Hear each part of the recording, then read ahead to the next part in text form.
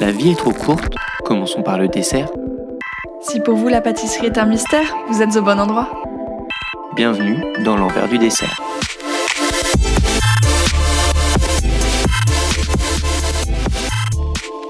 Je suis Clémence Méran-Freinet, globe-trotteuse gourmande qui a fait des études littéraires, puis un CAP pâtisserie à Ferrandi en 2017. Et c'est là que j'ai rencontré Vincent. Et donc moi, c'est Vincent Paulès. Je suis un grand curieux passionné de pâtisserie qui suis passé de la gestion d'entreprise au CAP à Ferrandi avec Clémence. Je suis aussi très bavard, mais ça tombe bien, on est justement là pour discuter.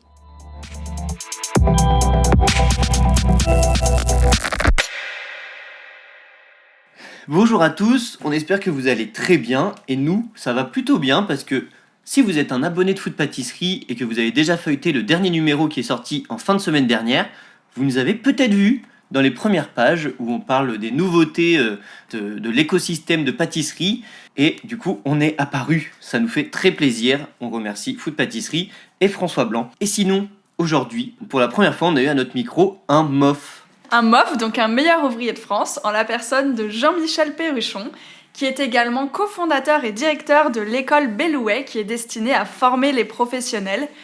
Cette école n'est pas forcément très connue du grand public, mais on vous assure que dans le monde professionnel, le nom fait rêver. Il y a tout de suite des étoiles dans les yeux quand on propose un stage chez Bellouet. Et donc avec lui, on a eu la chance de parler de plein de choses, donc entre autres du concours des meilleurs ouvriers de France, de la formation pour professionnels, et puis aussi de comment il choisissait ses professeurs, parce que c'est pas n'importe qui enseigne là-bas. Étienne Leroy, Guillaume Mabillot ou encore Joanne Martin, voilà, vraiment des profs 5 étoiles. Et d'ailleurs, à propos de 5 étoiles, vous pouvez toujours nous mettre 5 petites étoiles sur Apple Podcast, ça nous fait ultra plaisir. Et sur ce, on vous laisse découvrir du coup Bellouet Conseil et Jean-Michel Perruchon, et on vous retrouve à la fin de l'entretien.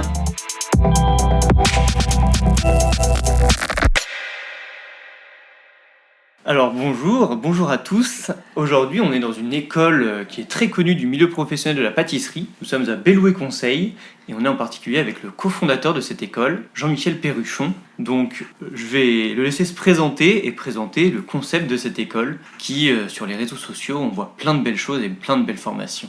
Bonjour à vous, soyez les bienvenus à l'école Bellouet Conseil. Donc c'est Jean-Michel Perruchon, donc je suis meilleur ouvrier de France depuis 1993. Mon parcours, je viens de Bretagne à l'origine et donc j'ai appris dans 2 maisons en Bretagne et donc je voulais à tout prix travailler dans des grandes maisons parisiennes. Donc j'ai fait le nôtre, Constant, Fauchon pendant 8 ans. Donc je suis très attaché à la maison Fauchon parce que j'ai quand même passé beaucoup d'années là-bas.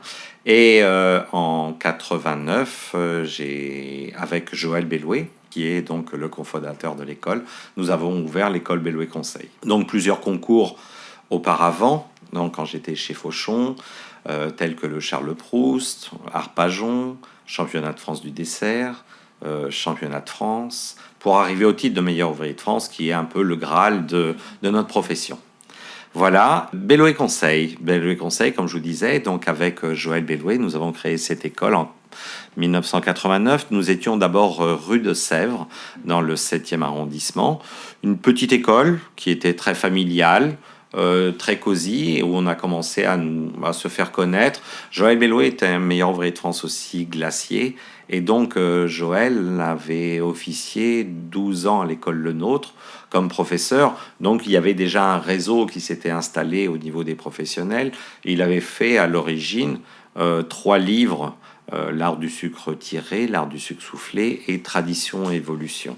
Donc ces 3 livres ont permis à cette personne de se faire connaître dans le monde entier. C'est bien que quand nous avons démarré ensemble, lui de chez Le Nôtre, moi de chez Fauchon, ça faisait un bon mix. Et donc ça a permis justement de démarrer de suite et d'avoir une clientèle très rapide. Et donc d'ailleurs, vous avez parlé de Joël Bellouet qui enseignait à l'école Le Nôtre. Il y avait déjà d'autres écoles qui s'adressaient aux professionnels ?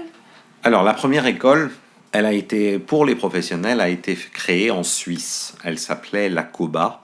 Et Joël Bellouet avait appris justement à l'école l'ACOBA. Ah. Voilà, donc l'ACOBA, c'était la première école. Ensuite, il y a eu Le Nôtre, qui a créé son école il y a maintenant, je pense, aux alentours de 40 ans. Et ensuite, il y a eu Yssingeaux, l'école de la boulangerie, l'INBP, Et nous sommes arrivés juste au même niveau que l'INBP, c'est-à-dire en 89. D'accord. Ok. Et pourquoi cette envie particulièrement de faire une école pour les professionnels, pour les gens qui avaient déjà une formation?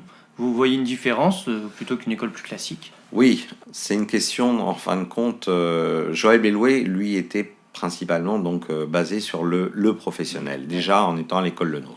Moi, quand on s'est rencontrés au Salon de Lyon, au CIRA, il m'a dit: qu'est-ce que tu veux faire? Est-ce que tu veux ouvrir quelque chose, ouvrir ta boutique, etc.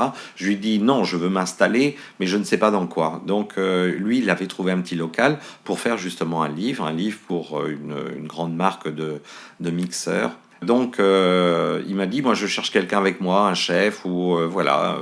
Et donc je me suis dit: ben, c'est l'opportunité. Donc il avait juste ouvert, mais c'était pas encore une école. Et donc je suis arrivé pour faire l'école. Je crois que je n'aurais pas pu donner des cours, quoique aujourd'hui, avec du recul, j'aurais pu donner des cours à des jeunes, mais je suis dans le milieu plus professionnel où les gens sont très, très, très, très intéressés, très motivés. C'était ma motivation du départ.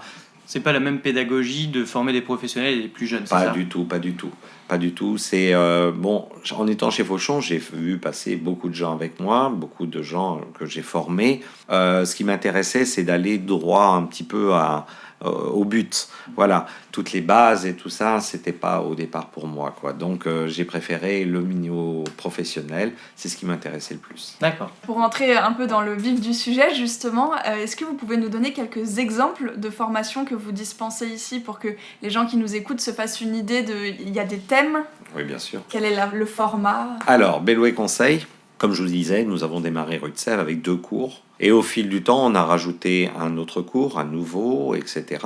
On a pris un salarié, 2 salariés, enfin les salariés des professeurs, on en parlera un petit peu plus tard. Mais les salariés, les cours, pardon, ont été crescendo. Donc on a cherché à avoir donc des cours d'entremets, c'est ce qui était la nouveauté, entremets, petits gâteaux. Donc ça, c'était les premiers cours que nous avons faits. Et au fur et à mesure et au fil du temps, on a développé les cours de viennoiserie, les cours de tarte, de petits fours, de chocolat, avec Pascal Bronstein à l'origine, qui était meilleur ouvrier de France chocolatier. Et puis après les cours de traiteur, avec aussi un meilleur ouvrier de France traiteur. Et au fil du temps, eh bien, on a développé, aujourd'hui je crois qu'on a 44 cours différents. Voilà, donc l'activité principale, c'est les cours professionnels, des cours de 2 jours, 3 jours, 4 jours, parce que les cours plus artistiques, je dirais, c'est les cours un peu plus longs, donc 4-5 jours. Ok. Oui, justement, je voulais parler de ça un peu, cet aspect un peu artistique. Est-ce que, enfin, généralement, vous trouvez que les élèves, qu'est-ce qu'ils viennent chercher? Plutôt s'améliorer en technique pure, ou alors vraiment, ils cherchent aussi à développer un peu leur créativité en découvrant d'autres choses que vos professeurs peuvent leur permettre d'intégrer? Alors, il y a 2 facettes dans le métier. 2 facettes et donc 2 types de clients. La première facette, c'est le côté commercial. Donc, l'artisan vient chez moi, il va prendre son stage et il va l'interpréter directement en boutique dès le lendemain. D'accord? Lui, ce qu'il veut, c'est de refaire les produits qu'il vient d'apprendre parce qu'il n'a pas forcément le temps de chercher, de créer, de trouver des idées. Il n'est pas là pour ça. Donc, si vous voulez, il vient à l'essentiel. Il vient chez moi, il trouve des idées pour les nouvelles bûches de Noël ou pour une nouvelle gamme de petits gâteaux spécialement basés sur la saisonnalité, voilà, ou un produit spécifique. Donc, il va venir, il va prendre les recettes, il va prendre la technique et il va l'appliquer directement en entreprise. Okay. Ou, après, la deuxième facette du métier, c'est le côté artistique, parce que avec les produits que nous avons, ne serait-ce que de la farine ou simplement un petit morceau de sucre, un carré de sucre, on arrive à faire des grandes pièces en sucre, le côté artistique justement de la profession. Donc pour préparer des concours, etc. Donc il faut savoir qu'avec simplement du sucre, de l'eau et du glucose, donc les produits uniquement de base, on arrive à faire des pièces monumentales en présentation ou pour un concours, une compétition, et les gens ne s'imaginent pas, c'est au même titre que les souffleurs de verre. Donc voilà un petit peu. De toute façon, pour développer la créativité, comme on le comprend à travers ce que vous dites, il faut de toute façon développer sa technique, puisque c'est à partir de ces ingrédients de base qu'on va pouvoir après créer et transformer la matière. Tout à fait. Donc il y a ceux qui appliquent directement. Ensuite, il y a une autre partie, parce que malgré tout, même si on est sur un cours de base ou un cours purement pâtisserie, on explique pourquoi la réaction de la farine, pourquoi la réaction de la levure, pourquoi la réaction entre le sucre et le glucose, où il y a une grosse partie technologie malgré tout, ce qui permet aux gens de comprendre mieux voilà, comment ça fonctionne. Exemple, je prends une ganache pour faire un bonbon de chocolat. Si on comprend qu'il faut un pourcentage d'humidité à l'intérieur, s'il faut apporter un produit qui va amener de l'humidité à l'intérieur, etc., pour toujours conserver le moelleux, eh bien, le professionnel qui aura tout compris dès le départ, dans le point de vue purement technologique, va pouvoir derrière créer une recette de son choix en fonction de sa région, avec le produit de sa région, que ce soit la chicorée, que ce soit, je sais pas, une herbe de Provence ou tout simplement de la menthe, il va pouvoir se dire, ah, je vais ajouter dedans du glucose, je vais ajouter du dextrose pour la fraîcheur, il connaît le pourcentage, il connaît tout ça, il va pouvoir créer après son produit. Sans les bases technologiques, il ne pourra pas le créer. On lui donne les outils. Voilà, exactement. Moi, j'aimerais juste revenir. On vous a entendu parler dès le début, du coup, de Joël Bellouet qui était MOF glacier. Vous êtes MOF pâtissier et vous avez ouvert le premier cours de chocolat avec également un meilleur ouvrier de France chocolatier. Est-ce que vous pouvez nous raconter un petit peu, revenir sur votre passage des MOF ? Qu'est-ce que vous en retenez toutes ces années après ? Qu'est-ce que ça voulait dire pour vous ? Alors, je vais essayer d'être très bref. Quand je suis monté à Paris la première fois en Grande-Bretagne, c'était à l'occasion d'un salon. On m'avait donné des entrées pour un salon de la pâtisserie qu'on appelait à l'époque Intersucre. Je suis monté avec un de mes cousins qui était chauffeur routier et je suis arrivé au salon et première chose, j'étais épaté par tout ce qui se faisait en termes de démonstration, en termes de produits. Et il y avait un meilleur ouvrier. Alors, je ne connaissais pas, mais quelqu'un avec un col bleu, blanc, rouge en face de moi qui faisait des démonstrations de sucre, justement. Et toute la journée, je l'ai tanné, je l'ai écouté et j'ai dû certainement l'embêter beaucoup en lui posant des questions, toutes les questions que aujourd'hui, j'ai les mêmes vis-à-vis des jeunes. C'est quoi votre col bleu, blanc, rouge ? Comment on fait pour l'avoir ? Quelle est la méthode à suivre? Quelle est la compétition? Est-ce qu'il faut être parrain? Est-ce qu'il faut être parrainé? Etc., etc., etc. Donc, si vous voulez, je suis reparti le soir même et cette personne en face de moi, c'est là où ça devient très drôle, l'histoire, c'est que c'était Joël Bellouet. Non. Ah Voilà. oui, d'accord. Mais c'est incroyable. Oui, c'est incroyable. Donc, je l'ai, harcelé toute la journée en lui posant toutes ces questions.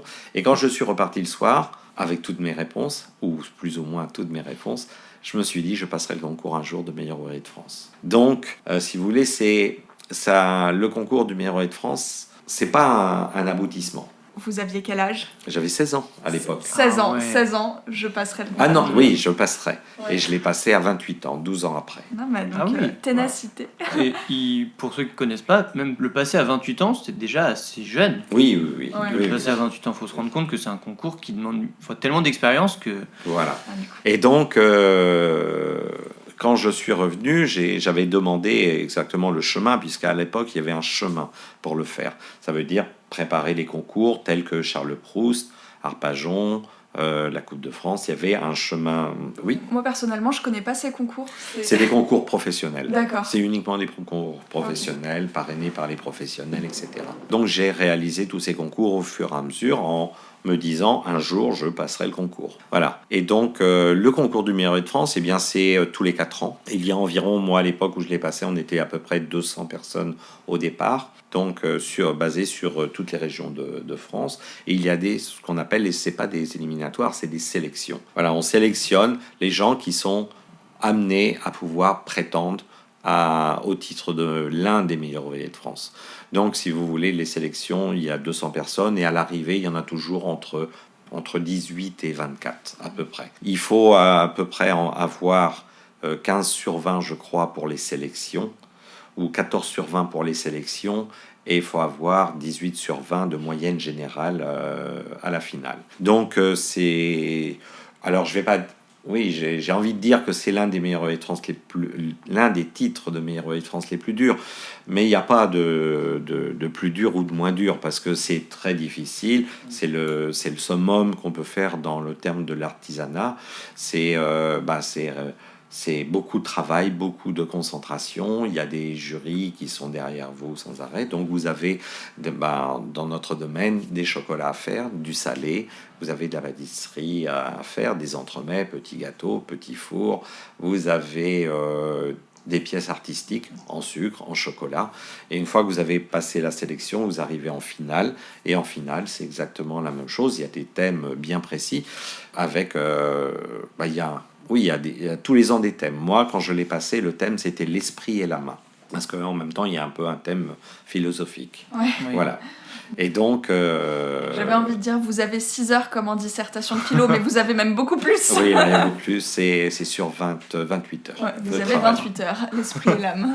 Voilà. Mais bon, tout est préparé puisqu'on s'entraîne. On a le thème avant, on a la possibilité de s'entraîner avant, etc. Oui. Et si je ne m'abuse, il y a donc en fait votre manière de travailler est tout aussi importante, si ce n'est plus, que le résultat final. Il y a un jury de travail, Ouais. donc la manière de travailler, parce que vous êtes amené après à soit faire de la démonstration, soit à représenter le titre. Donc vous pouvez pas travailler comme un cochon, vous pouvez pas travailler sans méthodologie, sans organisation.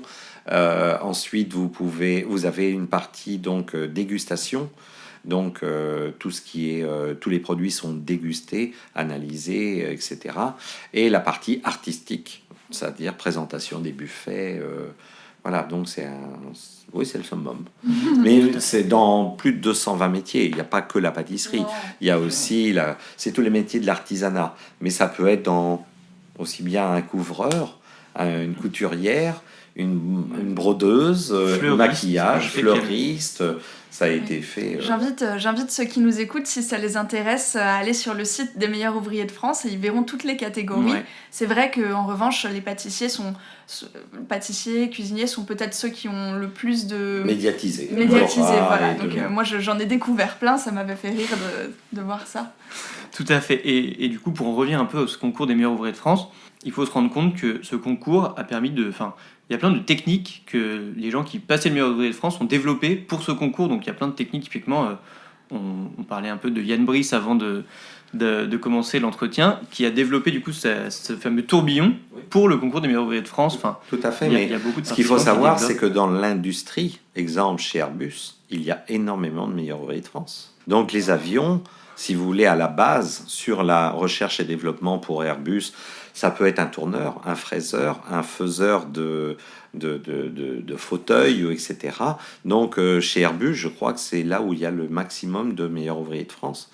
Parce qu'ils développent beaucoup d'idées, beaucoup de concepts qui après sont dans l'aéronautique ou dans plein de choses. Ah, ça c'est très intéressant, j'avoue que ça je savais pas du tout. Ah ouais, oui, non, c'est Donc, ce impressionnant. concours Innovation, innove ouais. beaucoup. Ouais. Ouais. Ah, ça c'est super. Et du coup, à propos du meilleur ouvrier de France, on va parler un peu de... Du coup, vous avez des professeurs salariés et vous avez également des professeurs qui viennent faire des cours un peu ponctuellement. Et ça, c'est des noms qui peuvent être connus d'autre part. Et vous avez donc certains qui sont meilleurs ouvriers de France, comme Guillaume Mabillot par exemple. Comment est-ce que vous allez choisir ces professeurs Comment est-ce que vous allez vous leur proposer de faire un cours Comment vous dites « Ah, je pense qu'il a la pédagogie pour nous faire des démonstrations, nous faire des cours dans notre école ». Alors, il y a plusieurs choses. Donc ici, en 32 ans d'existence, 31 ans d'existence maintenant, j'ai formé beaucoup de personnes. Et puis, il y a eu pas mal de professeurs qui sont passés ici, à qui j'essaie de transmettre le virus. Et donc, je les incite à passer des concours et bien sûr à aller au titre soit de meilleur ouvrier de France, soit de champion du monde. Parmi les personnes qui sont passées, il y a eu Stéphane Glacier, qui a eu le titre de meilleur ouvrier de France ici. Il y a eu Luc Debove, il y a eu Guillaume Mabillot. Je crois que c'est les trois. J'ai peur d'en oublier. En champion du monde, il y a eu Julien Alvarez. Oui, Étienne Leroy. Étienne Leroy, qui a fait beaucoup d'aide ici en tant qu'assistant, etc. Donc voilà, j'essaie de leur transmettre le virus. Alors, comment on devient ou comment on va à ce concours ou comment je prends un professeur? Alors, je prends déjà des gens qui ont... Les professeurs qui viennent ici, il y a des très bons professionnels qui ne sont pas forcément bons formateurs parce que c'est deux métiers à part. Ouais. Tout à fait. On sait bien travailler, mais on ne sait pas transmettre, d'accord? Donc, où on ne sait pas parler, où on ne sait pas donner le petit secret qui va donner le petit truc juste à la fin. Donc, si vous voulez, moi, déjà, les gens qui viennent chez moi à l'école, ce sont des gens qui ont passé du temps avec moi, qui ont vu comment il fallait s'adresser aux clients, que j'ai formé pour donner de la formation. Et donc, je suis sûr d'eux, quelque part. Je suis sûr d'eux. Ils savent la philosophie en plus de l'école. Parce que l'école Bellway Conseil, j'ai envie de dire, c'est une école un peu à part. Toutes les écoles sont parfaites, sont bien. Mais si vous voulez, ici, c'est très familial. On est très proche du client. On est très près du client. Même, ça peut être le boulanger qui vient du fin fond de la Bretagne ou de la France, peu importe, et qui connaît rien du tout, mais qui veut apprendre. À partir du moment où il veut apprendre, on va l'aider. Donc, on va se mettre à son niveau. On peut avoir, parce que dans un cours ici, on peut avoir aussi bien, comme je disais, le boulanger-pâtissier, ce qui n'est pas péjoratif, de Bretagne, et on a Vous avez le droit. Comment ? Vous avez le droit Oui. de parler de celui qui vient de Bretagne. Parce que je suis breton d'origine. Mais on a aussi bien le chef de l'hôtel Bristol, enfin, un des chefs de l'hôtel Bristol, ou du Crillon, ou de n'importe où. Donc, on a plein de niveaux, mais ce qui nous importe, nous, c'est de mettre tous les gens au même niveau. Ils sont là pour apprendre, ils sont là pour s'éclater et pour faire du bon travail. Donc la philosophie, c'est d'avoir des professeurs qui aient la même philosophie que moi, c'est-à-dire très près du client et très proche du client. D'accord. Donc en fait, c'est en les rencontrant que vous allez percevoir s'ils peuvent être de bons professeurs, est-ce qu'ils peuvent bien transmettre ce qu'ils ont appris. Oui, d'une part, et puis d'autre part, parce qu'ils ont progressé, parce qu'ils ont des nouvelles idées, et ils continuent de progresser.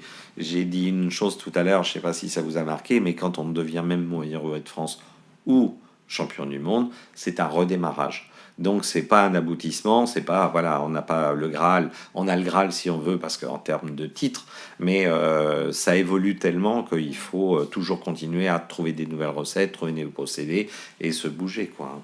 Ça, c'est une particularité de notre métier, enfin du métier de pâtissier en tout cas, c'est qu'on se forme tout au long de sa carrière. On n'est jamais au bout, parce que les produits évoluent, le matériel évolue. Ouais. Donc, et puis après, il y a des modes. On travaille un peu comme dans la mode. Donc, si vous voulez, il y a un nouveau produit qui va arriver sur le marché ou un produit qu'on n'avait pas pensé. Et aussitôt, on va travailler avec, on va créer une nouvelle recette, etc. Et on n'est pas au bout des créations. Malgré un retour au classique, les grands classiques de la pâtisserie française, aujourd'hui, il y a un peu un retour, parce qu'on a fait le tour des épices, on a fait le tour des fruits, des palais gélifiés, de plein de choses, et aujourd'hui, il y a quand même un grand retour sur la pâtisserie traditionnelle, telle que le Saint-Honoré, l'éclair, la religieuse, mais parfois un petit peu revisitée. Oui, c'est ça. Avec la petite touche...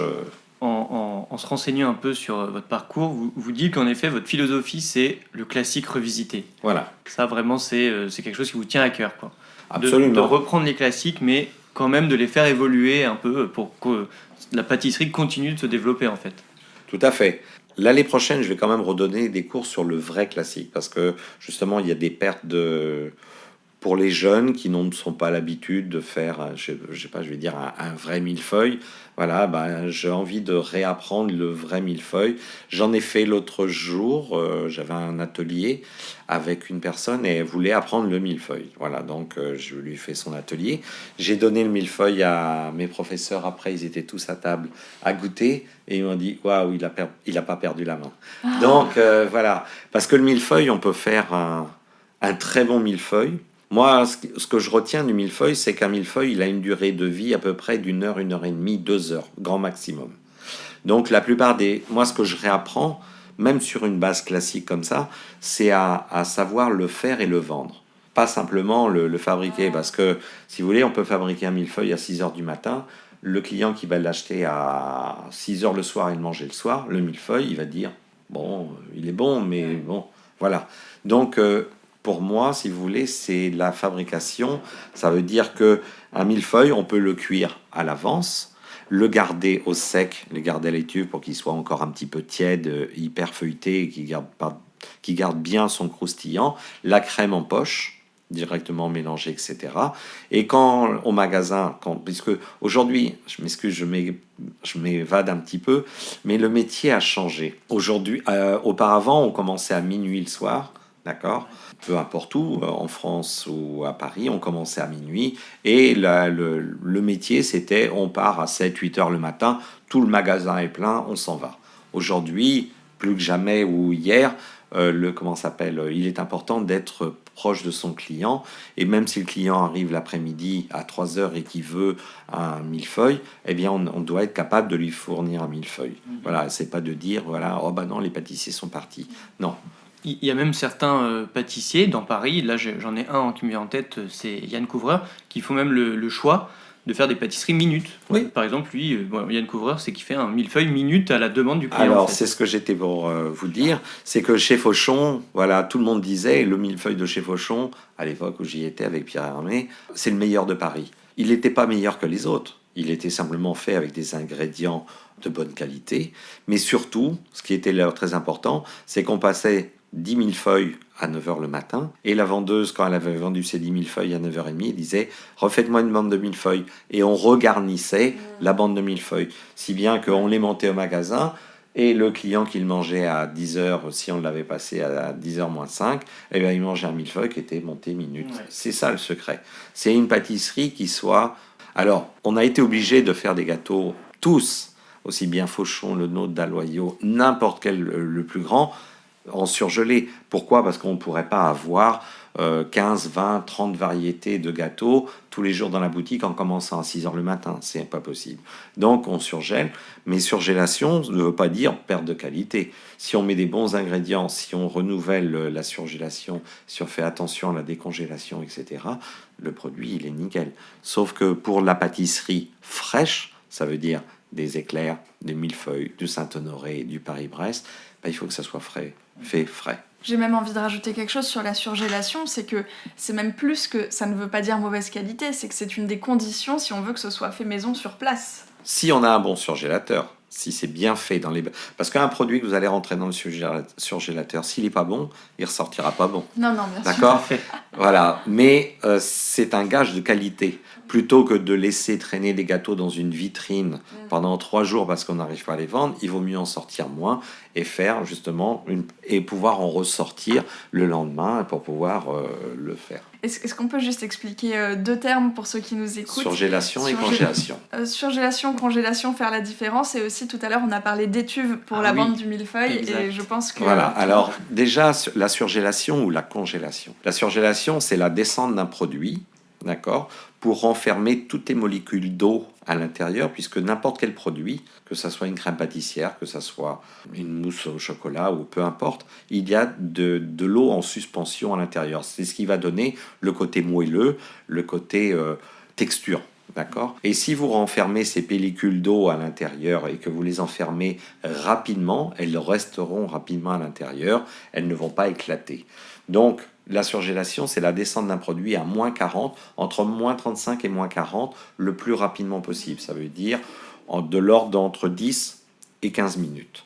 Et donc après, ça c'est la première étape, mais après la deuxième étape, c'est de ramener le produit à température, ça veut dire à 5 degrés, tout doucement. Ça veut dire que si je sors un produit après la surgélation, je vais le garder en congélation, moins 20, stockage, il est stocké 1 mois. D'accord ? Alors ça c'est pareil, il ne faut pas aller trop loin dans le stockage. Pour moi, voilà, 1 mois, c'est déjà 1 mois pour une pâtisserie, c'est déjà bien, condition que ça soit bien filmé. Bien filmé, ça veut dire dans le Tetra Pak ou dans sous vide ou peu importe. Et ensuite, ce qui est très important, c'est la remise à température. Si vous sortez un produit de moins 20 et que vous le mettez dehors à plus 20, il y a une trop grosse différence. Il y a un choc thermique et la pellicule d'eau que vous avez enfermée à l'intérieur, plutôt que de revenir tranquillement et de continuer à garder le moelleux, le problème c'est qu'elle va exploser et vous allez avoir un gâteau qui va couler. Voilà. Donc c'est ça là, le secret. Donc si c'est bien fait, vous n'aurez aucun problème. Et normalement, tous les pâtissiers ont un surgélateur, on surgèle, on conserve à moins 20 et après on laisse revenir à température pour que le produit revienne à température tranquillement et garde son eau à l'intérieur. Ok. Et du coup, juste définir le terme étuve aussi, parce que c'est vrai Alors que une étuve, c'est un endroit sec, voilà, c'est en principe sous le four. Alors il y a différents types d'étuves, il y a des étuves sèches ou des étuves humides. Donc l'étuve sèche va servir à garder le millefeuille, puisqu'on veut justement le croustillant et enlever toute l'humidité. On va garder les meringues, on va garder ces choses-là donc en étuve sèche, ou l'étuve humide, c'est quand on va mettre des croissants à pousser, où on va avoir une température à peu près de 27-28 degrés pour les croissants, avec une hygrométrie à peu près de 40 à 45%. Tandis que l'étuve sèche, on peut monter jusqu'à 80 degrés à peu près, entre 70 et 80, mais en hygrométrie, on est à 20% d'hygrométrie. Ok, bon, là c'est parfait, c'est très très bien expliqué. Ouais, je pense que cette conversation permet à tout le monde de réaliser à quel point rien n'est laissé au hasard en pâtisserie. Alors c'est vrai que la pâtisserie a cette réputation d'être quelque chose de très précis, mais là on se rend bien compte à quel point. Oui, parce qu'on parle souvent de... Ah, donc une recette de pâtisserie, c'est ce grammage, ce grammage, ce grammage. Mais en fait, même le taux d'humidité dans lequel c'est conservé, etc., enfin, tout est vraiment d'une importance capitale, quoi. Alors, je ne vais pas dénigrer un métier plus qu'un autre, puisque la boulangerie, elle est aussi pointue. La boulangerie, il faut avoir des taux hygrométriques, il faut avoir des pourcentages de sang dans la farine. C'est pour ça qu'on a des type 45, type 55, etc. Il faut respecter des temps de pousse, il faut respecter des temps de repos. Enfin, la boulangerie est tout aussi... la cuisine est aussi pointue parce qu'on va avoir des temps de cuisson, etc.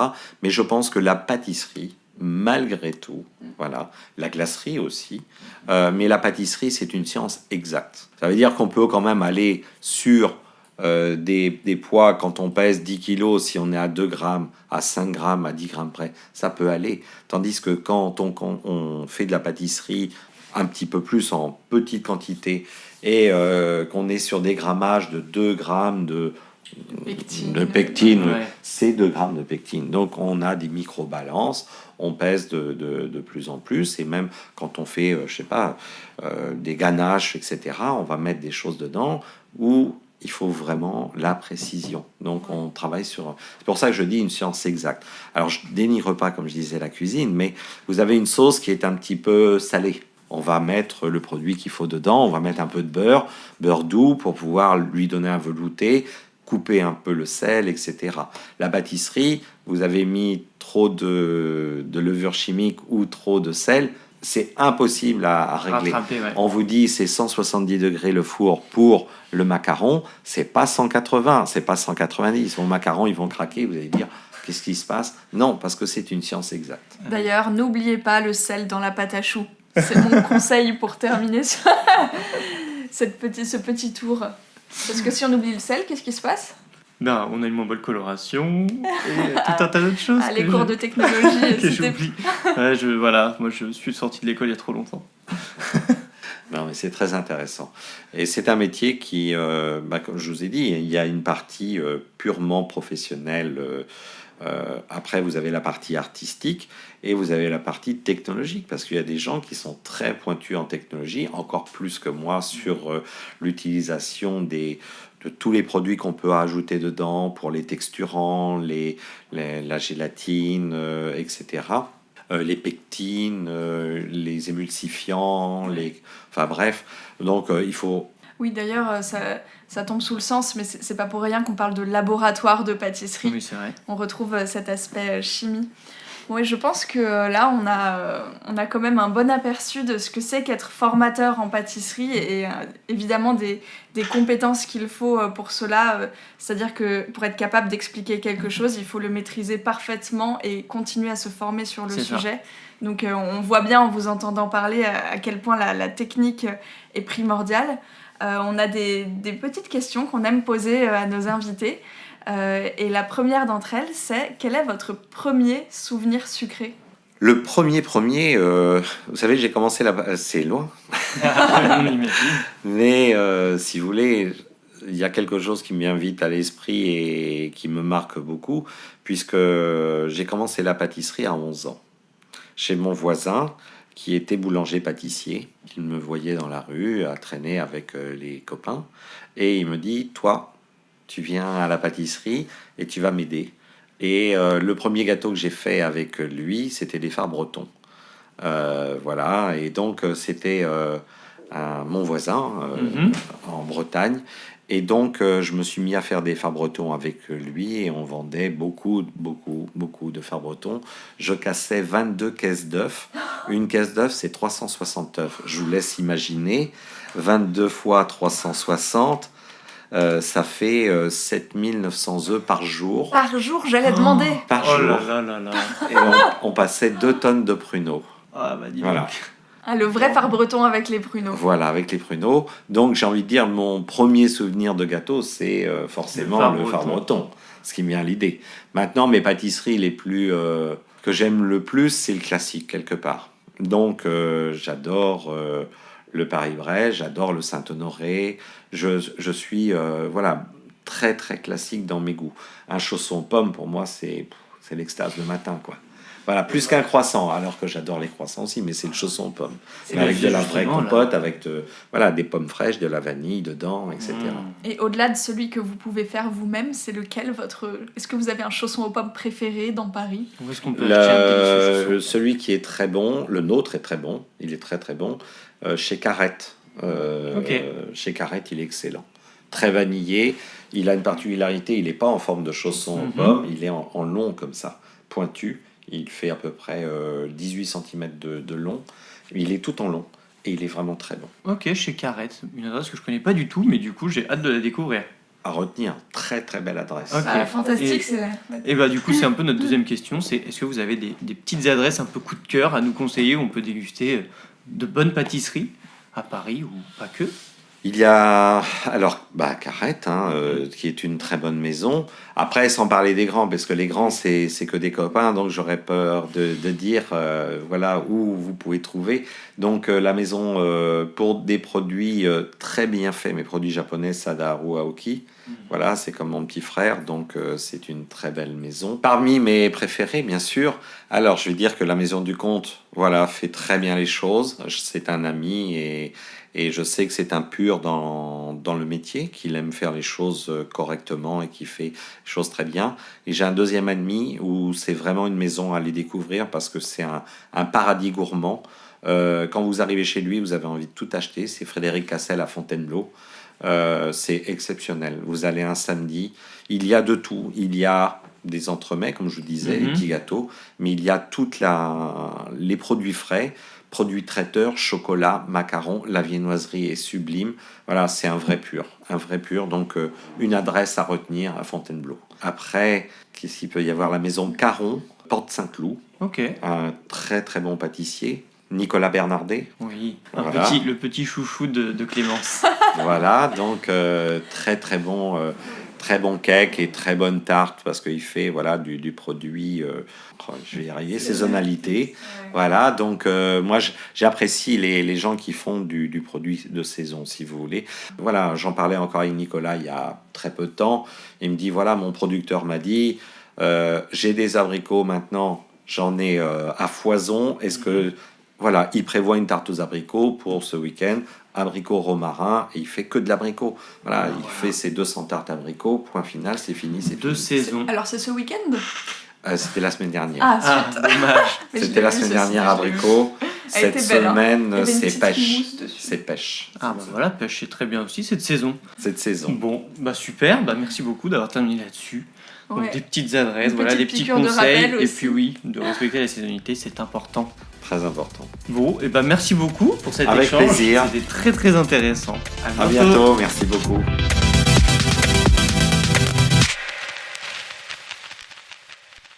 Et voilà, on espère que vous aurez passé un aussi bon moment que nous, même si, désolé, parfois c'était peut-être un peu technique, mais il faut bien dire que la gentillesse de Jean-Michel n'a d'égal que ses compétences et ses connaissances techniques. Et d'ailleurs, à propos de connaissances techniques, c'est un peu mon sport national de poser des questions en live à Vincent, dont je sais qu'il n'a pas forcément les réponses. Et moi non plus d'ailleurs, je le confesse. Du coup, on a quand même regardé par acquis de conscience ce qu'il se passait si on oublie le sel dans la pâte à choux. Et Vince, à toi l'honneur.